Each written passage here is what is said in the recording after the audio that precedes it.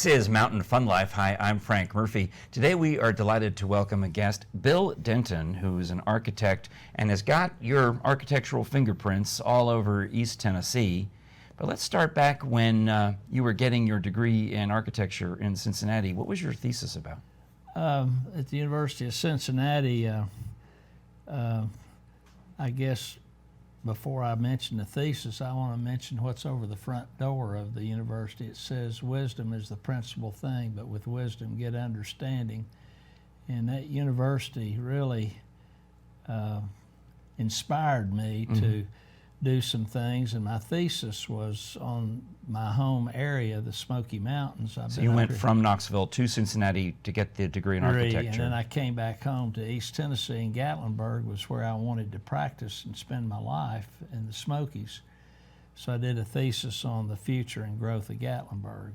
Wow, and then you actually had something to do with it. Yeah. You put it in practice. Yeah, right. Then I've done countless projects there, and of course I work out of, some of the people in the northern states call it Seviersville, but it's actually Sevierville. So of course it is. That's where I work, or home base out of. Well, Sevierville. Focusing on Gatlinburg for just a second, one of your projects has a big anniversary year coming up. You're talking about the 50th anniversary of the village, and you were there at day one. Well, in my thesis, I had proposed, we almost got run out of town. Actually, I had proposed to close the main street from when those days was First Baptist Church. It's now the aquarium, up to where the Space Needle or the tower is. I had proposed to close that street totally out, and I had designed a loop around the town to where all the service trucks, the waste, and the humans and everybody, it would be,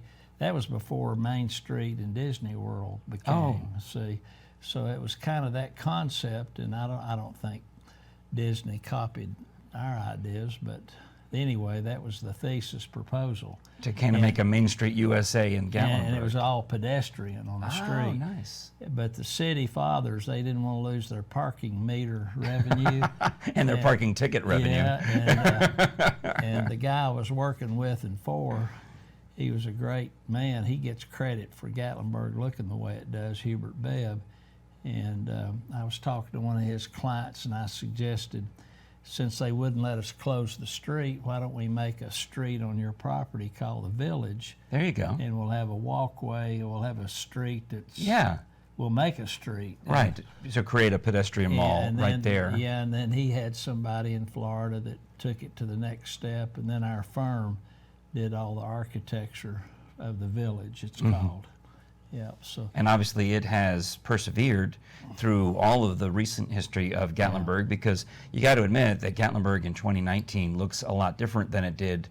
I mean, I've lived in East Tennessee 17 years, and I've seen a lot of changes. Oh yeah, there's been a lot of good changes and some not so good, but anyway, that's my first effort after I got out of the university. And like I say, it wasn't well received at the time to take the cars off of the street and take the parking meters up and make a pedestrian mall and that sort of thing. Came back with another concept here not too many years ago, and it sort of met opposition in a different way, but it was basically the same idea. Yeah. Well, you know, a lot of cities are going to that, you know, whether it be Market Square in Knoxville becoming a really central meeting space that is with no cars. Yeah. What are some other projects in the Smoky Mountains that Bill Denton's fingerprints are on? Well, recently I got blessed to do a Gatlinburg Event Center out off of 321 in the Pittman Center area. Yeah. That was a lot of fun. It's a very small building designed to accommodate crowds of 50 or 100 or 200 or 300 by simply opening and closing doors. You could you could manipulate the building to make it a more comfortable space. Make comfortable spaces for whatever size the crowd. And of course, Gatlinburg, you know, it's been a resort area. You get asked to do a lot of, they call them cabins, but they'll be 14 bedrooms. To me, back when I got out of school, that was a hotel. Yeah, they're mansions. Yeah, right. And then I've helped with some details on what's called the longest swinging bridge. I get all yeah. kinds of calls.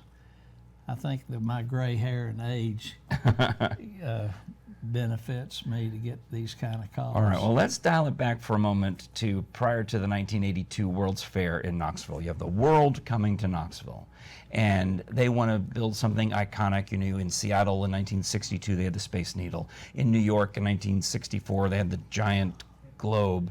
But Knoxville had its own iconic thing for the World's Fair, and you were involved in that too. Yeah, what was funny about that, it was because of Gatlinburg. A friend of mine who was the #1, he was the first franchise of McDonald's restaurants. Yeah. And he wanted to put the Golden Arches in downtown Gatlinburg. Well, the city of Gatlinburg wouldn't approve that. Really? So we had to redesign his McDonald's restaurant. So he came into our office in Knoxville to pick up his plans.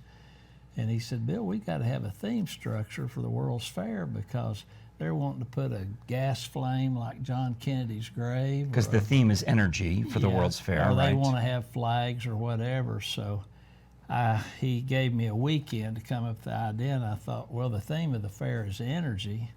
Where does our energy come from? It comes from the sun, so we need to have some sort of memorialize the sun. So I said, why don't we create a structure and call it the Sun Sphere? It was originally a sphere sitting on the ground. Oh, but you put it up. Well, that was the fair committee. They wanted to compete with see, they got to get it up in the air. And I had a guy that would lease it on the ground, and then when it went up in the air, he didn't want anything to do with it. So it was 2 years of constant, no, we'll never finance it. And if we did, why, who's ever heard of a spherical building? Yeah, the roofs leak as they are now, but that'll for surely leak. You made it work. And so anyway, it was 2 years of real frustration, but that was the first heated and cooled spherical building on the planet Earth. And you did it. Well, thank you so much, Bill I like Denton. to take all the credit, but I guess it was my idea. So. That counts for something. Right. All right, well, Bill Denton, from Cincinnati to Gatlinburg to the Sun Sphere, what an amazing life. Thank you for visiting us on Mountain Fun Life. I've been very blessed. Thank you. All right, thank you. This is Mountain Fun Life.